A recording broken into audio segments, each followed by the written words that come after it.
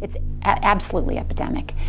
We have over 20 million Americans who have diabetes. We've got 52 million Americans with prediabetes, right on the cusp of getting it.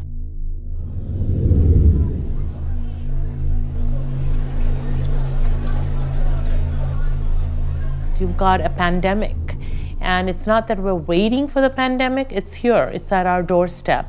We're changing the whole paradigm of diabetes care, and it's got to be patient-centered. I mean, we've got to be thinking about what the patient wants, not what we drive. The maps are a metaphorical representation of the ideas that people affected by diabetes would need to know in order to make decisions about how they need to care for their diabetes.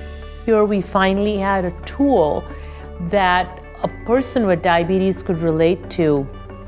It's so colorful, it's so inviting. The visual images help stimulate conversation. And when you're educating, education isn't feeding information, it's conversing about it. It's an interaction, and that's what these maps do.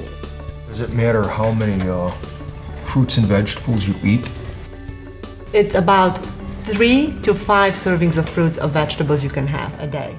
That whole process of having that conversation, rather than a didactic, more classroom, Socratic approach, was innovative. You are going over the same basic content, but because you have 6 or 7 people sitting at the table, they each bring their unique experiences. When I was at my grandson's birthday party, they had chocolate cake with whipped cream frosting. You know, stuff I dream about. I just love this stuff. And it seems like when you're told you can't have it, it's when you want it all the more. Right. You want it all the more. You start to see how rich the maps are in content. They cover testing, they cover diet, they cover medications, they cover exercise. It's a very powerful visual.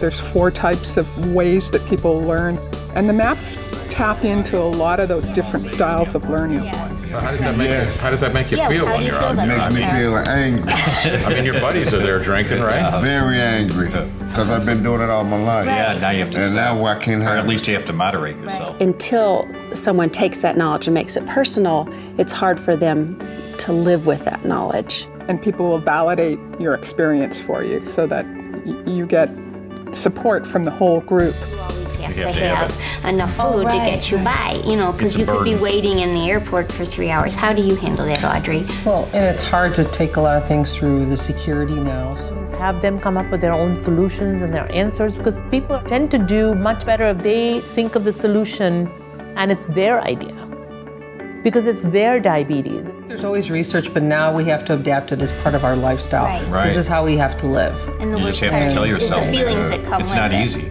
There's greater retention in adult learning if you learn from each other.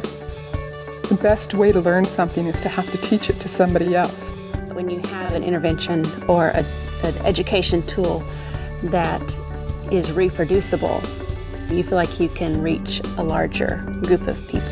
They consider not everyday activities. Physical activities. Well, this guy's just raking. Yeah. So it doesn't necessarily have to be running.